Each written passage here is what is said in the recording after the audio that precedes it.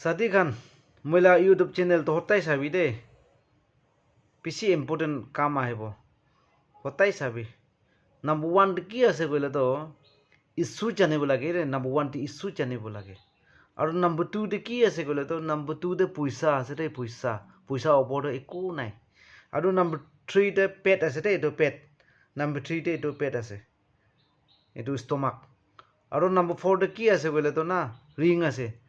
ring এইটো ring মতলব নিজুলা husband wife আছে দেই আৰু নাম্বার 5 তে না আমা বাবা আছে আমা বাবা পইলা তো আমা বাবা তো নাম নাম্বার 1 দে থাকিছে আজিকালি তো 5 নাম্বার দে আইছে দুনিয়া এনেকা হৈ যাইছে এইটো বা